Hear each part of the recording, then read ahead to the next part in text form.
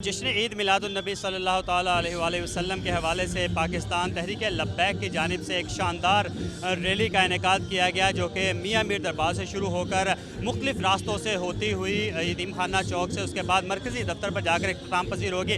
اس جو ریلی ہے اس کی قیادت کر رہے ہیں پاکستان تحریک لبیک کے سربراہ مولانا سعد رضوی صاحب سے بات کرتے ہیں۔ صاحب بہت بہت جشن عید میلاد النبی صلی اللہ تعالیٰ علیہ وسلم مبارک ہو، کیا کہنا چاہیں گے اس حوالے سے؟ بسم اللہ الرحمن الرحیم۔ سب سے پہلے تو پوری امت مسلمہ کو جشن عید میلاد النبی مبارک ہو، آپ کو بھی مبارک ہو، آپ کی پوری ٹیم کو مبارک ہو۔ یہ آج کا دن خوشی کا دن ہے اور ہم بحیثیت امتی سب سے زیادہ خوش قسمت ہیں کہ ہمارے آقا مولا صلی اللہ تعالیٰ علیہ وسلم کی امت کا شرف حاصل کرنے کے لیے تو انبیاء نے بھی خواہش کا اظہار کیا۔ اللہ تعالیٰ نے ہمیں یہ اعزاز بخش دیا کہ اللہ تعالیٰ نے ہمیں حضور کا امتی بنا دیا صلی اللہ تعالیٰ علیہ وسلم، اور آج شرق سے غرب تک، جنوب سے شمال تک، عرش سے فرش تک ہر چیز خوش ہے کہ اس دن حضور آ گئے۔ اور علامہ اقبال نے کہا کہ کاہن و پاپا و سلطان و امیر بہر یک نخچیر صد نخچیر گر، کہتا ہے حضور کی آمد سے پہلے اندھیرا ہی اندھیرا تھا، ایک انسان شکار تھا، ہزاروں اس کے شکاری تھے۔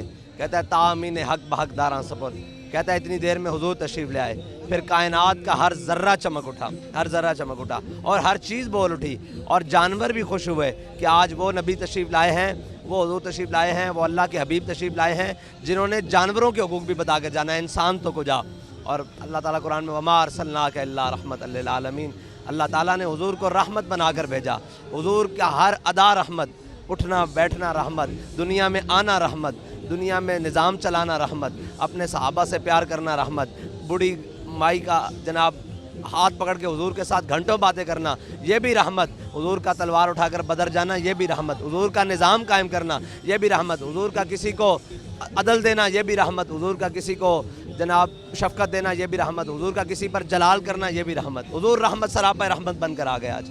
بالکل، بے شک نبی کریم صلی اللہ تعالیٰ علیہ وآلہ وسلم تمام امت مسلمہ کے لیے رحمت بن کر تشریف لائے تھے۔ ان کی تعلیمات جو تھی ان پر عمل درآمد کس طرح سے کیا جا رہا ہے پاکستان کے اندر؟ پاکستان کے اندر تو تعلیمات، اور خیرت نے کہہ بھی دیا لا الہ تو کیا حاصل، دل و نگاہ مسلمان نہیں تو کچھ بھی نہیں۔ ہم نے جناب مانا ہی نہیں، ہم نے نہ اسلام کو مانا ہے نہ حضور کو مانا ہے، نہ ہم نے کسی چیز کو مانا۔ ہم زبان کے مسلمان ہیں اور عمل کے نہیں ہیں۔ عمل کی بات یہ ہے کہ اوپر سے لے کر نیچے بات کریں۔ بحیثیت ریاست کے تو 76 سال ہو گئے، 76 نہیں تو تقریباً 50 سال سے تو اوپر ہو گئے ہیں اس ملک میں ریاست سود کا نظام چلا رہی ہے۔ ریاست سود کا نظام چلا رہی ہے، اس کو کس طرح بہتر کیا جا سکتا ہے؟ وہ حضور سید عالم صلی اللہ تعالیٰ علیہ وسلم کے دین کی تعلیمات پر عمل پیرا ہو کر کیا جا سکتا ہے۔ اور وہ اقبال نے کہا کہ ایک فقر سکھاتا ہے صیاد کو نخچیری، ایک فقر سے کھلتے ہیں اسرار جہانگیری، ایک فقر سے قوموں میں مسکینی و دلگیری، ایک فقر سے مٹی میں خاصیت ایک سری۔ اور اقبال کہتا ہے کہ کس طرح بہتر کی آپ نے کہا، تو وہ کہتا ہے سروری در دین ما خدمت گری اس عدل فاروقی و فقر حیدری۔ اسلام میں جو حکومت کا تصور ہے، ریاست کا تصور ہے، اور حضور کی سیرت مطابق کا، اس کے اندر قوم کا سردار، قوم کا بادشاہ، قوم کا حکمران، قوم کا سلطان، قوم کا وزیر اعظم، صدر، قوم کا کوئی بھی رہنما وہ قوم کا خادم ہوتا ہے، سردار نہیں ہوتا۔ لیکن پاکستان میں تو نظام الٹا ہے، اس کو کس طرح دیکھتے ہیں؟ پاکستان میں نظام الٹا ہے۔ آپ یہ بھی تو دیکھیں کہ پاکستان کے اس الٹے نظام کو سیدھا کرنے کے لیے بہت سارے لوگ کوشش کر رہے ہیں، اور اس میں ہم بھی اپنا حصہ ڈال رہے ہیں کہ انشاءاللہ اور ہوگا۔ آخر کہتے ہیں ہمارے بڑے کہ یہ خطہ جو ہے نا صدی نہیں نکالتا، ایک صدی نہیں نکالتا، 76 سال بعد کچھ نہ کوئی وہ 100 سال بعد ہوتا ہے، تو 76 سال ہونے کو ہیں۔ اور جو ظلم کا نظام، جو قہر کا نظام، اور جو میں یہ سوچ رہا تھا کہ پوری دنیا میں ہمیں اس کی بھی خوشی ہے کہ حضرت عیسیٰ علیہ السلام کی ولادت ہوئی یہ مروجہ طریقہ کہ 25 دسمبر کو، تو وہ فلیٹ سیلز لگاتے ہیں، فلیٹ وہ دیتے ہیں ڈسکاؤنٹس۔ لیکن آج کے دن آپ دیکھ رہے ہیں، آج کے دن حضور آ گئے، خاتم النبیین آ گئے، امام الانبیاء آ گئے۔ پاکستانی گورنمنٹ کی طرف سے کیا دیا گیا قوم کو؟ کہا گیا کہ آپ کو اتنی بجلی مفت دیں گے، آپ کو یہ دیں گے، آپ کو کیا دیا؟ وہ حضرت عیسیٰ علیہ السلام کی خوشی منائیں تو یار وہاں سارا کچھ دیں، تو امام الانبیاء کی خوشی کس نے منانی تھی؟ نہیں، نظام یہ ہم نے ہر چیز ہم رسمن یعنی کہ بلدیہ کی 4 بلڈنگیں سکھا دی، نہیں بھائی، حضور تو وہ نظام لے کر آئے جس کے اندر فاروق اعظم کے زمانے میں اگر کوئی بچہ بھوکا سوئے یا روئے تو اسلام اس کی کمر پر راشن لاد کر اس کے دروازے تک پہنچاتا ہے، وہ نظام ہے۔ تو یہاں تو یہ نظام ہے کہ مائیں بچی، آج کے دن یہ باتیں بنتی نہیں ہیں، لیکن کیا کریں، نظام چلانا ہے نا۔ दुनिया बेहतर करें। हुजूर की आमद का मकसद ही ये है, तामीन हक बहकदारा सपुर्द बंदगारा मसनद खाका सपुर्द। कहता है हुजूर आ गए, अल्लामा इकबाल कहता है इमामुल अंबिया आ गए। क्या किया इकबाल? कहता है गुलाम जिनको लोग थूकते भी नहीं थे, जगड़ के रखा था इंसान, कहता है हुजूर ने गुलामों को काबे की छत के ऊपर चढ़ा दी, सरदार नीचे खड़े कर दिए। तो आज के दिन ये सवाल होगा ना कि वो लोग तो अपने जनाब हज़रत ईसा अलैहिस्सलाम, हमें भी खुशी है हज़रत ईसा अलैहिस्सलाम की, लेकिन तशरीफ़ आवरी की दुनिया में, लेकिन वो तो सारा कुछ दें अपनी कौम को, उस दिन जनाब दरवाज़े खोल दें, खुशियाँ मनाएं। मुसलमान हो और इस्लामी हुकूमत हो, पाकिस्तान हो, पाकिस्तान का मतलब ला इलाहा, इस दिन आज के दिन भी लोग भूख से मजबूर होकर बैठे। और तो ये सोचना तो पड़ेगा कि हम कौन से मुसलमान हैं। वज़ा में हो तुम नसारा और तमद्दुन में हुनूद, ये वो मुस्लिम हैं जिन्हें देख के शर्माए यहूद।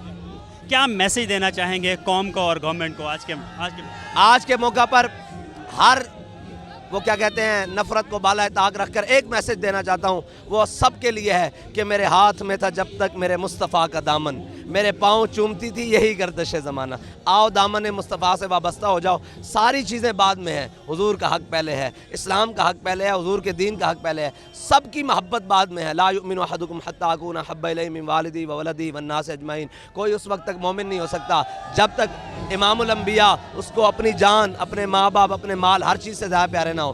तो हमें तो ओहदे प्यारे हैं, हमें तो करप्शन प्यारी है, हमें तो जनाब अपनी इज़्ज़तें प्यारी। आओ सब कुछ लुटाकर हुजूर की बारगाह में आ जाएं। अगर आ जाएंगे तो फिर उमर इब्न ख़त्ताब भी थे ना, फारूक आज़म बन गए। खाली जनाब अब्दुल्ला थे, अतीक थे, लेकिन सिद्दीक़ अकबर बन गए। उस्मान थे, गनी बन गए। अली थे, हैदर करार बन गए। उस बारगाह में आ जाओ, हर चीज़ मिल जाएगी। और इंशाअल्लाह ये सारे मसाइल हल हो सकते हैं, क्योंकि अल्लाह ताला ने कायनात हुजूर के लिए बनाई। तो जिसके लिए जो चीज़ बनाई जाए उसका हकदार सबसे ज़्यादा वो होता है। उनका नाम लिया जाए, फिर हर चीज़ चमक उठे। Thank you. अरे बिल्कुल, ये थे साद हुसैन रिजवी। इनका कहना है कि नबी करीम सल्लल्लाहु ताला अलैहि वसल्लम का हक़ सबसे पहले है। और आज के इस बबरकत मौका पर मैं यही पैगाम देना चाहूँगा कि दामन मुस्तफ़ा सल्लल्लाहु ताला अलैहि वसल्लम थाम लें तो तमाम मसाइल जो हैं वो हल हो सकते हैं।